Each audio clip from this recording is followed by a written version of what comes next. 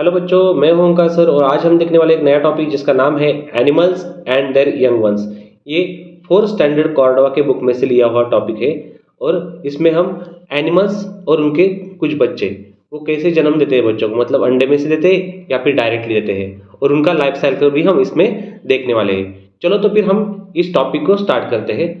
पहले मैं एक चीज़ का आपको पूछना चाहता हूँ या फिर बताना चाहता हूँ कि अगर आपने इस चैनल को सब्सक्राइब नहीं किया है तो तुरंत ही इसको सब्सक्राइब कर दीजिएगा, ताकि हमारा नया आने वाला वीडियो आपको तुरंत अपने मोबाइल की स्क्रीन पर उसका नोटिफिकेशन मिल सके। चलो तो फिर हमारे टॉपिक को स्टार्ट करते हैं।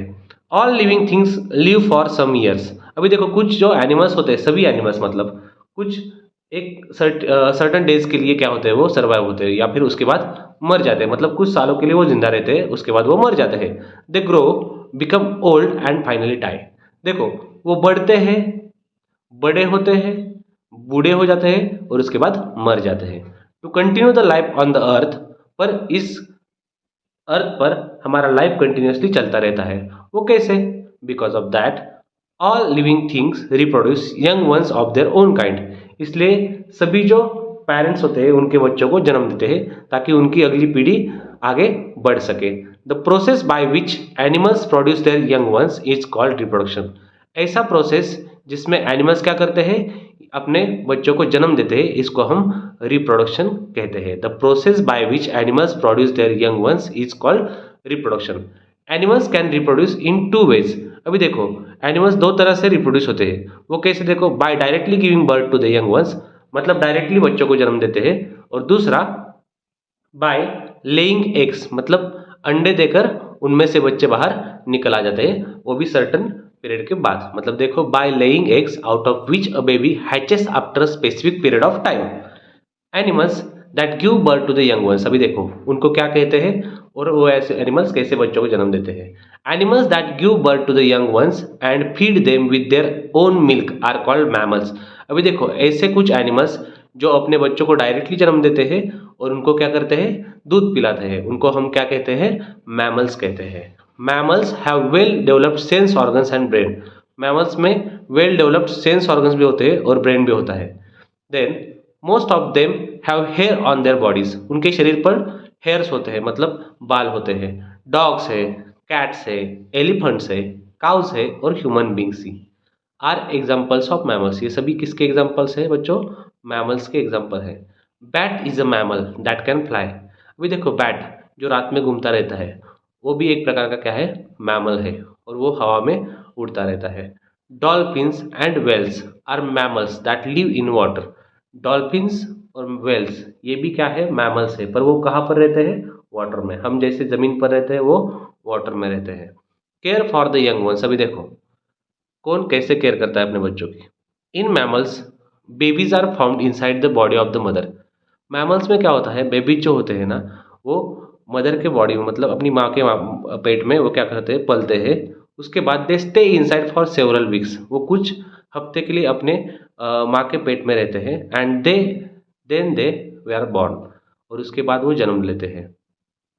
When the babies are born, जब बेबी का जन्म होता है, they are weak and helpless. वो वीक होते हैं और हेल्पलेस होते हैं, मतलब वो खुद ब खुद उठ नहीं सकते directly. Mothers care for their babies. और देखो, ऐसे में क्या करता है, उनकी माँ जो होती है वो उनका ख्याल रखती है, जैसे हमारे में होता है, मतलब ह्यूमंस में होता है वैसे ही। दे क्लीन देम, वो उनका ख्याल रखते हैं, उनको क्लीन करते हैं। Teach them to find food, उनको फूड कैसे ढूंढा जाता है, मतलब खाना, वो भी उसको सिखाती है। To live on their own and protect them till they learn to look after themselves.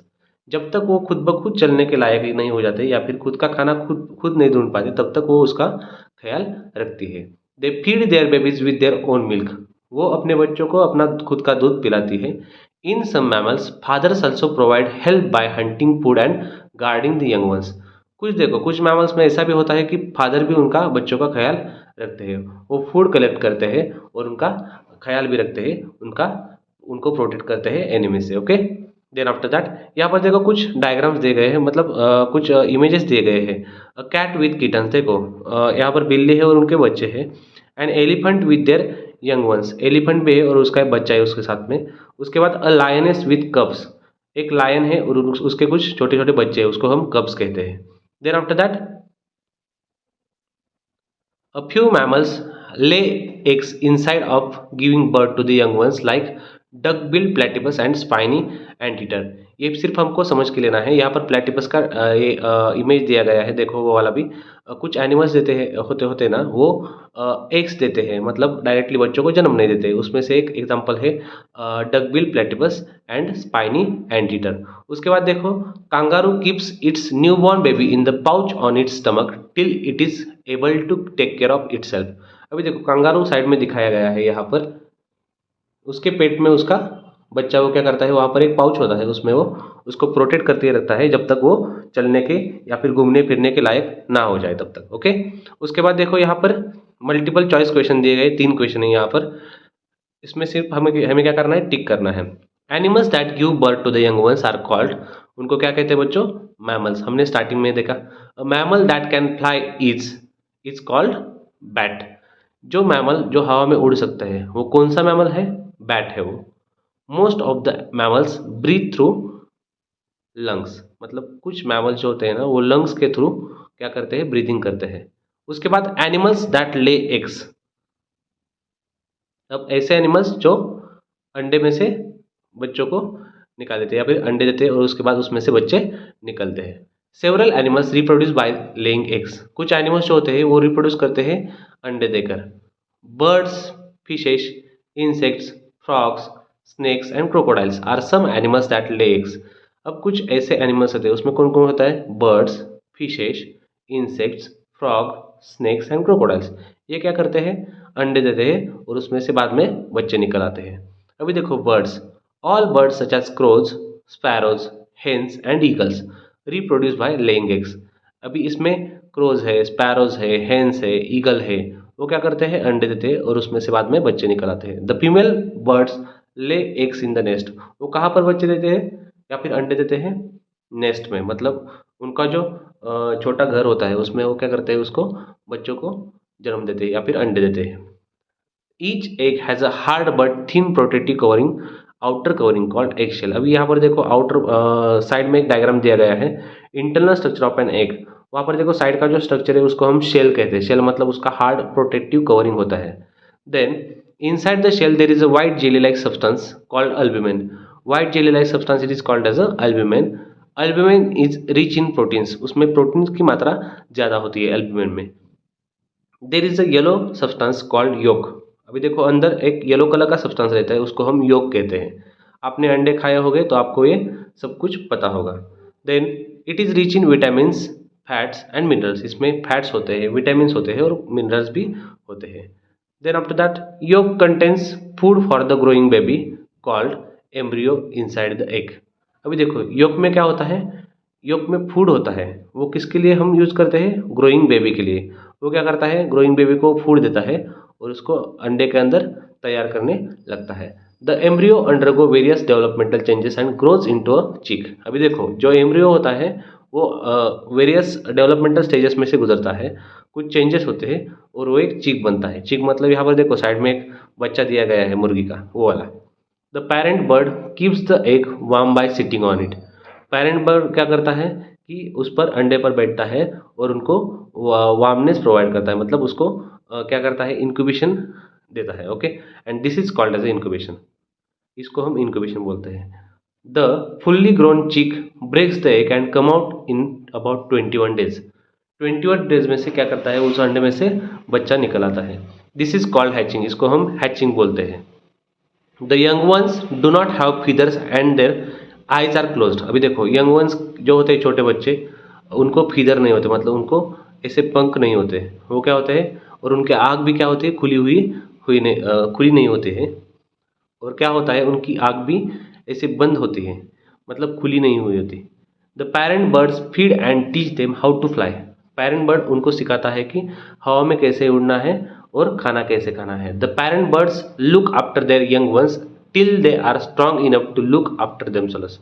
जब तक वो खुद का ख्याल नहीं रख पाते तब तक वो उनके साथ ही घूमता रहता है। ओके, अभी देखो हम बच्चों देखने वाले हैं फ्रॉग्स का लाइफ साइकिल, मतलब मेंढक का लाइफ साइकिल। अभी देखो a frog lays a cluster of eggs in a safe place in the water. अभी देखो जो मेंढक होता है वो क्या करता है, क्लस्टर ऑफ एग्स कहाँ पर दे देता है वो, जहाँ पर सेफ प्लेस होता है अंडे देने के लिए वहां पर। Okay, the cluster of eggs is called spawn. जो एग्स का क्लस्टर रहता है मतलब बंच रहता है उसको हम क्या बोलते हैं? स्पॉन बोलते हैं। The baby frogs called tadpoles come out of the eggs in about 3 weeks. अभी देखो जो बेबी फ्रॉग होता है उसको हम क्या बोलते हैं? टैडपोल होते हैं। वो अंडे में से अबाउट 3 वीक्स के बाद जन्म लेता है। They look like tiny fish, वो फिश की तरह दिखता है, मछली की तरह। एंड ब्रीथ थ्रू गिल्स, और वो गिल्स से क्या करता है? रेस्पिरेशन करता है या फिर ब्रीदिंग करता है। The tadpoles gradually lose their tails and develops legs. अभी देखो टैडपोल क्या करता है? धीरे धीरे उनकी पूंछ जो होती है वो गवा देता है और उसके लेग्स डेवलप होने लगते हैं, मतलब पैर। After a specific period of time they become adult frog. कुछ सर्टन पीरियड के बाद वो एक बड़ा फ्रॉग बन जाता है। The process of conversion of a tadpole into an adult frog is called as a metamorphosis. इस प्रोसेस को हम क्या बोलते हैं? जो छोटा टैडपोल है उसका कन्वर्जन हम एडल्ट फ्रॉग में जब देखते हैं तो उस प्रोसेस को हम क्या बोलते हैं? Metamorphosis. The parent frogs also take care of their babies but only for a short time. Parent frog जो होते हैं ना वो कुछ सीमित समय तक ही क्या करते हैं? अपने बच्चों का ख्याल रखते हैं और उसके बाद उनको छोड़ देते हैं। Then fishes, a fish lays thousand of eggs at one time in water. अभी देखो फिश जो होते हैं ना वो थाउजेंड्स मतलब हजारों क्या होते हैं? अंडे देते हैं। किसमें? पानी में। The eggs of fish do not have shells, उनमें शेल नहीं होते हैं। Only a few of them develop into baby fishes and only few of the baby fishes survive. देखो कुछ ऐसे छोटे ही बच्चे होते हैं, मतलब वो बच्चे छोटे होने के कारण क्या होते हैं? कुछ ही सर्वाइव कर पाते हैं और कुछ ही डेवलप हो पाते हैं। Most of the eggs and baby fishes are eaten up by the other fishes. अभी देखो जो बड़े फिश होते हैं ना वो छोटे फिश को खाते हैं। अभी देखो यहाँ पर लाइफ साइकिल दिया गया है, एग्स इनटू बेबी फिश और उसके बाद बड़ा वाला fish. Then reptiles, reptiles like lizard, turtles and snakes lay their eggs on the ground. They do not sit on the eggs to keep the warm. वो वहाँ पर अंडे पर बैठते नहीं हैं। The eggs are warmed by the heat of the sun. वो जो अंडे होते हैं वो सन की हीट की वजह से क्या होते हैं? वो गर्म होने लगते हैं। They are not protected by their parents. वो पेरेंट्स उसको प्रोटेक्ट नहीं करते। Many of the eggs are eaten by other animals. उसमें से कुछ अंडे होते हैं ना उनको खाने के लिए अलग अलग तरह के जीव वहाँ पर आते हैं और उनको खा जाते हैं। ओके, इस तरह से रेप्टाइल्स का लाइफ साइकिल होता है। देन आफ्टर दैट यहाँ पर देखो एमसीक्यूज है। The process of producing young ones is called reproduction. The yellow substance present inside the birds eggs is called yolk. The eggs of the reptiles are warm by the heat of the sun. अभी जो हमने देखा वो वाला। उसके बाद last point है इसमें insects. All insects lay eggs. अभी देखो सभी इंसेक्ट जो होते हैं ना वो अंडे दे देते हैं। Some insects have 3 stages in their life. अभी इंसेक्ट्स में 3 स्टेजेस होते हैं कुछ इंसेक्ट्स में, वाइल सम अदर्स हैव 4, और कुछ में 4 होते हैं। Most adult insects do not look after there babies. अभी देखो जो एडल्ट इंसेक्ट होते हैं ना वो अपने बच्चों का ख्याल नहीं रखते हैं। Insects like grasshoppers and cockroaches have 3 stages in their life cycle. The baby cockroach that comes out of the egg is called nymph. जो छोटा कॉकरोच अंडे में से निकल आता है उसको हम नीम बोलते हैं। यहाँ पर देखो साइड में डायग्राम दिया गया है। एडल्ट कॉकरोच वो अंडे देता है मतलब एग देता है और उसके बाद उसमें से निम्फ निकल आता है मतलब उसका छोटा बच्चा। Wings and reproductive organs are not developed. Wings और रिप्रोडक्टिव ऑर्गन्स भी डेवलप नहीं हुए होते हैं किसमें? निम्फ में। It sheds its skin several times and changes into an adult. वो हर बार अपनी क्या करता है? स्किन शेड कर देता है और एडल्ट में कन्वर्जन उसका होने लगता है। Shedding of the old skin is called moulting. अभी देखो वो जो अपनी स्किन शेड करता है उसको हम क्या बोलते हैं? मोल्टिंग बोलते हैं। Some other insects like butterfly and house fly have 4 stages in their life cycle. अभी कुछ इंसेक्ट्स होते हैं मतलब बटरफ्लाई और हाउस फ्लाई, उनमें 4 स्टेजेस होते हैं। The life cycle of the butterfly also shows Metamorphosis. अभी जो लाइफ साइकिल है इसका उसको हम क्या बोलते हैं? मेटामॉर्फोसिस बोलते हैं। उसके बाद the female butterfly Lay's eggs in a cluster. अभी फीमेल बटरफ्लाई जो होता है ना वो क्लस्टर में एग दे देता है। कहाँ पर देता है लेकिन? Upper part of the leaves, मतलब लीव्स के ऊपर, पत्ते के ऊपर। Okay, larva that looks after like a worm hatches out from the eggs. अभी देखो लार्वा जो होता है ना वो एग में से बाहर निकलता है। The larva of a butterfly is called caterpillar. अभी देखो साइड में यहाँ पर डायग्राम दिया गया है नीचे, life cycle of a butterfly. पहले बटरफ्लाई उसमें से एग निकलता है, एग में से कैटरपिलर और कैटरपिलर का कन्वर्जन होता है प्यूपा में, उसके बाद adult butterfly. Then the larva of a butterfly is called a caterpillar while the larva of a house fly is called a maggot. अब जो बटरफ्लाई का जो लार्वा होता है उसको हम कैटरपिलर बोलते हैं और वो जो हाउस फ्लाई का लार्वा होता है उसको हम मैगॉट बोलते हैं। Caterpillar Yeats leaves and growth rapidly. Caterpillar क्या करता है, जल्दी जल्दी ऐसे पत्ते खाता है और बड़ा होता जाता है। After some time the caterpillar stops eating and forms a covering called cocoon around itself. अभी देखो क्या करता है, वो ककून फॉर्मेशन करता है। At this stage it is called as a pupa, और इस स्टेज को हम प्यूपा बोलते हैं। This is the resting stage in the life cycle of a butterfly. वो रेस्टिंग स्टेज होता है, मतलब वहाँ पर वो कुछ कुछ भी नहीं करता, मूवमेंट कुछ नहीं करता, वहाँ पर वो पड़ा रहता है ऐसे। Okay, inside the cocoon the caterpillar changes into a beautiful butterfly. अभी देखो, अभी इसमें से, इस ककून में से या फिर प्यूपा में से क्या होता है, आगे जाके बटरफ्लाई, बड़ा बटरफ्लाई तैयार हो जाता है। ऐसे हमने बटरफ्लाई का लाइफ साइकिल देखा। चलो तो फिर मिलते हैं हमारे अगले वाले वीडियो में।